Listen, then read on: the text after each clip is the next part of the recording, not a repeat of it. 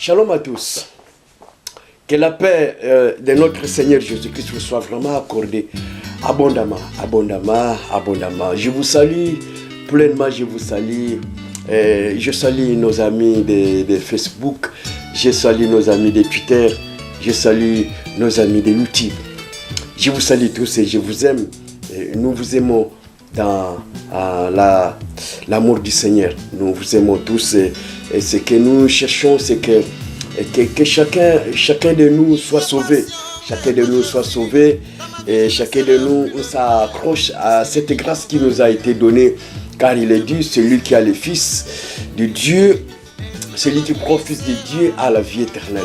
Celui qui ne croit pas au Fils de Dieu, il n'aura pas la vie, n'a pas la vie éternelle, il n'aura même pas cette vie, mais la colère de Dieu demeurera sur lui. Que la grâce vous soit accordée abondamment, afin de pouvoir croire en Jésus-Christ et de marcher avec lui, de se sauver de cette génération perverse, de cette génération très très méchante. Vous voyez comment les actes se multiplient, les péchés se multiplient dans le monde, comment les péchés se multiplient. Tu ne peux pas rester vraiment dans cet état-là, en train de regarder ces choses sans pouvoir s'accrocher au Seigneur, sans pouvoir accepter Jésus-Christ comme votre Seigneur et Sauveur. Le salut a été annoncé, le salut a été manifesté. Les gens de sa génération l'ont touché, ils ont palpé le salut. Ce que les apôtres nous rapportent ici, comme Jean disait, ce que nous avons entendu, nous l'avons vu, nous l'avons touché et nous vous communiquons, nous vous le communiquons. C'est ça. Le salut a été programmé, le salut a été annoncé et le salut lui-même s'est manifesté. Une grande grâce se manifestait en faisant du bien, en détruisant les œuvres du diable, en délivrant les gens et annonçant la bonne nouvelle, en disant à l'homme de croire en cette bonne nouvelle pour revenir à son état, à l'état spirituel, pour revenir à la maison de son Père. Car nous devons tous retourner chez nous. Nous devons tous retourner chez nous, dans notre maison, auprès de notre Père Céleste. C'est un devoir pour tout le monde. Alors c'est pourquoi le Père a proposé ce salut. Le salut a été annoncé depuis le temps, au jardin d'Éden. Et les prophètes en ont parlé. Au moment venu, le salut s'est manifesté. Le salut s'est manifesté. Et on a touché ce salut. Les gens ont vu ce salut. Les gens ont marché avec lui. Les gens ont marché avec ce salut. Il a été à Capernaum. Il a été un peu partout. Il a marché, il a guéri les malades, il a délivré les opprimés. Il a fait des choses que depuis que le monde a existé, rien ne s'est passé de comme cela. Où les lépreux étaient purifiés, où les morts revenaient à la vie. Lorsqu'ils croisaient Jésus-Christ, ils revenaient à la vie. Alléluia. Parce que lui-même était la vie. Alors c'est manifesté. Alors c'est ce salut qui a été annoncé depuis le temps. Mais c'est tout un programme que l'Éternel Yahweh avait mis en place. Lorsque ce salut qui a été annoncé, et ce salut s'est manifesté pendant un temps. Parce que tout a été programmé. Le temps où le salut doit se manifester et le temps où les gens doivent vivre ce salut et le temps où ça doit tout disparaître. Parce que tout ce qui a un commencement a une fin. Alors le salut partira. C'est une grâce. Je le répète encore que la grâce ou l'église, c'est une parenthèse de Dieu. Dieu a ouvert une parenthèse en annonçant cette bonne nouvelle au peuple qui était dans les ténèbres ou qui sont encore dans les ténèbres aujourd'hui et pour l'amener au salut, pour les amener dans la lumière de Christ. Alléluia. Lui-même lumière.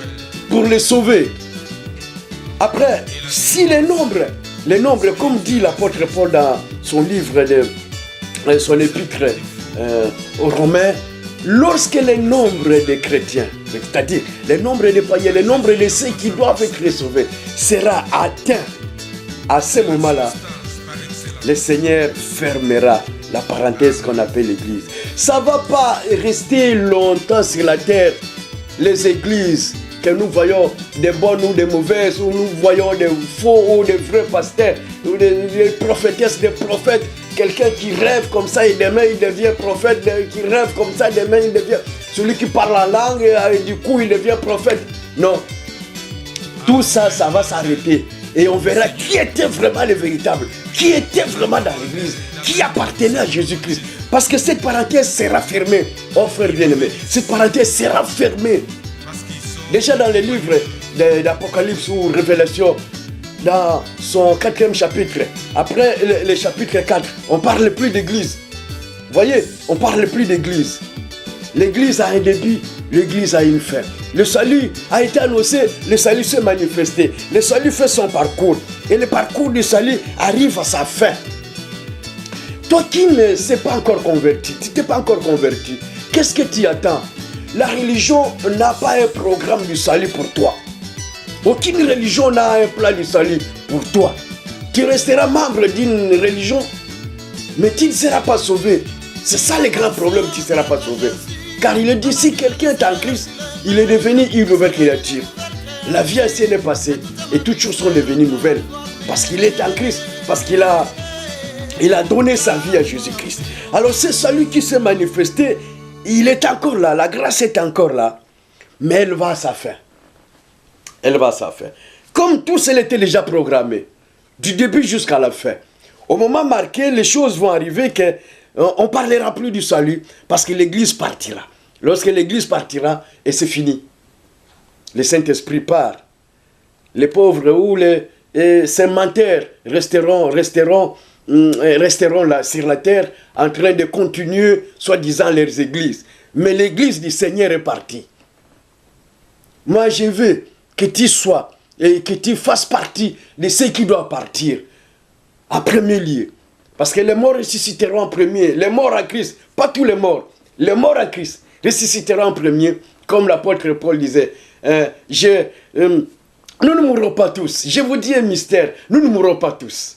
Mais tous on sera transformés en un clin d'œil. Alors, au son de la trompette, les morts à Christ, remplis du Saint-Esprit, ceux qui ont marché avec Jésus-Christ, ressusciteront en premier. Enfin, nous qui sommes vivants, croyant en Jésus-Christ, qui avons la plénitude du Saint-Esprit, en un clin d'œil, on sera changé et on partira à la rencontre de notre Seigneur.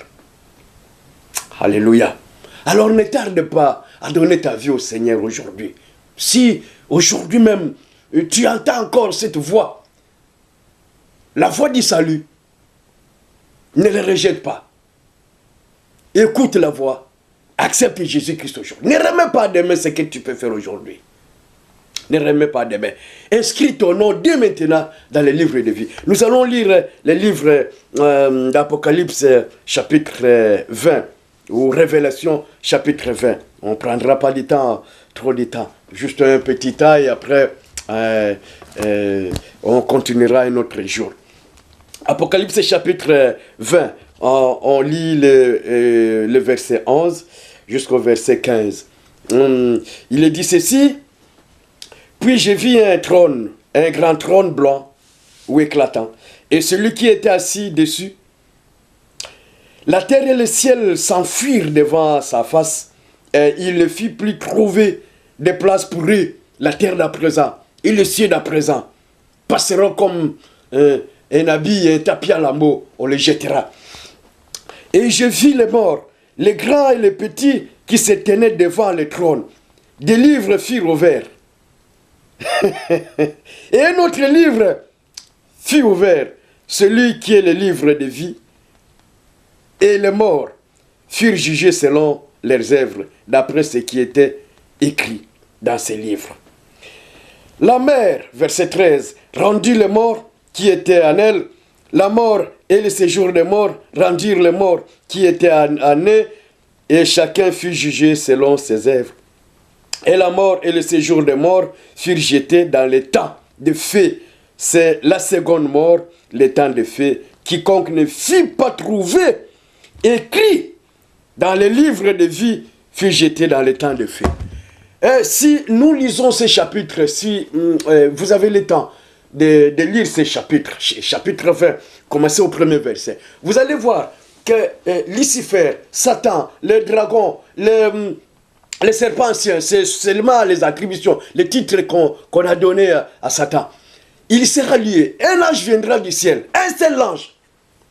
Un seul ange descendra du ciel avec la clé d'abîme et avec une grande chaîne liera Lucifer, Satan. Donc je regrette pour ceux qui sont encore à son service jusqu'aujourd'hui. Je regrette pour ceux qui le considèrent encore comme un grand maître. Nous avons un seul grand maître, un seul maître, un seul puissant grand maître, Jésus-Christ. Il est à la fois le Seigneur des Seigneurs, il est le Dieu de tous les dieux, il est le Tout-Puissant. Avant lui, il n'y a rien, et après lui, il n'y aura rien. Il n'y a que lui, de l'éternité à l'éternité. Alors je m'étonne pour tous ceux qui sont encore au service du diable, qui aiment le plaisir de ce monde, qui aiment tout ce qui se passe dans le plaisir, les désirs, tout charnel, qui multiplie les péchés, sans savoir que tu as été créé pour la gloire du Seigneur. Tu as été créé pour la gloire de Dieu. Le diable ne façonne personne. Le diable n'a jamais créé quelque chose. Le diable, ni ses agents, n'ont pas le pouvoir de créer quelque chose. C'est seulement l'Éternel qui a tout créé. Alors, ici, l'ange descendra du ciel avec une clé, les clés de l'abîme, la clé de l'abîme. Et après, avec une grande chaîne, il va lier ce dragon, ce serpent ancien qui a trompé Ève dans le jardin. Il sera lié et jeté dans les abîmes. Lié, jeté dans les abîmes pendant 1000 ans. Alors, le Seigneur régnera avec les saints. Mais alors, les morts tous ceux qui étaient morts à Christ vont revenir à la vie, reviendront à la vie. Reviendront à la vie et ils ne mourront plus. Parce que la seconde mort n'aura plus de place, de puissance sur eux, parce qu'ils ont la vie de Jésus-Christ. Imagine, Jésus a dit ceci, dans Jean chapitre 11, il a dit ceci, lorsqu'il allait pour la résurrection de Lazare, il a dit au sœur de Lazare, je suis moi la résurrection, moi, la vie et la résurrection. Lui, lorsqu'il est là, il est lui-même la résurrection, il est lui-même la vie, la vie. Quiconque croit en moi ne mourra pas. Ah, c'est ça sa parole, sa parole. Il a dit, celui qui croit en moi. Jean chapitre 11. On peut lire ça, et après on revient, et après on finit. Jean chapitre 11, voilà, chapitre 11, verset 25. Lisez ça avec moi, s'il vous plaît. Jésus dit ceci, Jésus lui dit, je suis la résurrection et la vie. Celui qui croit en moi vivra. Quand même il serait mort, il vivra parce qu'il a la vie de Christ. La mort physique n'a pas assez d'effet pour tous ceux qui sont en Christ. Mais elle a beaucoup d'effets pour l'âme qui n'est pas régénérée, pour l'âme qui n'a pas reçu Jésus-Christ. Alors, il continue, il dit au verset 26, « Et quiconque vit comme tu vis là, et croit en moi, ne mourra jamais. » Crois-tu à cela? Moi, je dis Amen. Moi, je dis Amen parce qu'il m'a donné cette vie et je ne mourrai pas. Alors, dans le livre d'Apocalypse qu'on a lu là, on venait de lire, Jean dit, il a vu les trônes. Les trônes, on a placé les trônes et l'ange, celui qui était assis sur ces trônes, commençait à juger. Essaye d'inscrire ton nom dès maintenant dans le livre de vie. Je ne parle pas encore de la résurrection des morts. Mais c'est encore possible pour toi qui vis de croire en Jésus-Christ maintenant, même maintenant. C'est encore possible de croire en Christ pendant que tu vis encore. Avant qu'il ne soit tard, avant que les prêtres viennent faire la messe tout autour de ton cercueil, avant qu'on t'amène dans un cathédrale ou quelque part où on invitera les pasteurs pour faire une messe ou une prière. Non, non, il est réservé à l'homme de mourir qu'une seule fois, après quoi vient le jugement. Alors ici, tous les morts furent jugés. Tous ceux qui étaient morts dans l'eau, dans la mer, Méditerranée, océan Atlantique, dans toutes les mers, les océans, des fleuves, des lacs, partout des rivières. Tous ceux qui étaient dans la mer, morts dans la mer, dans les eaux les ont rejetés. Pas rejetés, mais tous les morts revirent auprès du Seigneur, devant ce trône, pour être jugés. Même ceux qui étaient morts, calcinés par le feu, tout, dans les abîmes des ténèbres sont revenus, dans les séjours des morts sont revenus pour être jugés. Et chacun fut jugé selon ses œuvres. Major, toi qui m'écoutes, toi qui commandes, toi qui commandites les attentats, toi qui commandites tous les assassinats de partout, sache que chacun sera jugé selon ses œuvres. Si ici sur la terre la justice ne te juge pas, mais un jour, à moins que tu te convertisses au Seigneur, mais un jour tu seras jugé. Un jour, dans l'au-delà, tu seras jugé. Les choses ne s'arrêtent pas ici, sur la terre. Ce n'est pas qu'après être supprimés sur la terre, après c'est tout. Non, un jour, tous les morts reviendront à la vie pour être jugés. Et chacun selon ses œuvres. Alors, surtout le verset qui m'intéresse ici, c'est le verset 15. Parce que là, on va pour finir. Le verset 15 dit ceci. Quiconque ne fut pas trouvé écrit dans les livres de vie fut jeté dans le temps de feu. Déjà, il dit, et j'ai vu les morts, grands et les petits, qui se tenaient devant le trône. Des livres furent ouverts. Et un autre livre fut ouvert, celui qui est le livre de vie. Et les morts furent jugés selon leurs œuvres, selon ce qui est écrit dans ces livres de vie. Alors que lorsque ton nom n'est pas inscrit dans ces livres-là, c'est ça la seconde mort. C'est ça la seconde mort. Je reviens sur ce chapitre 20 au début, avant le verset 11. Lorsque les 1000 ans seront passés, alors c'est le même ange ouvrira les abîmes pour libérer Satan. Pendant un temps, il sera libéré, mais après, on va l'enchaîner.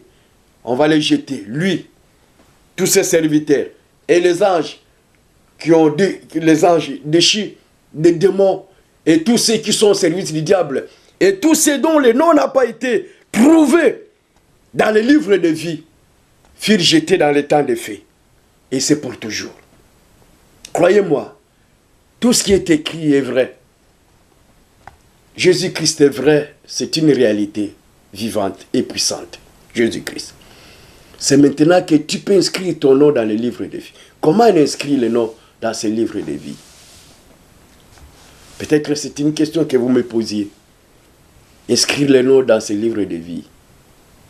Il est dit, Dieu, l'éternel Dieu a tant aimé le monde qu'il a donné son Fils unique, afin que quiconque croit en lui ne périsse point, mais qu'il ait la vie éternelle. Voyez, qu'il ait la vie éternelle. Quiconque croit en lui ne périsse pas. Dieu ne regardera plus les attentats que tu as fait. Dieu ne regardera plus les péchés que tu as fait. Dieu ne regardera, ne va plus considérer les avortements que tu as fait, les tueries que tu as fait, les péchés que tu as commis.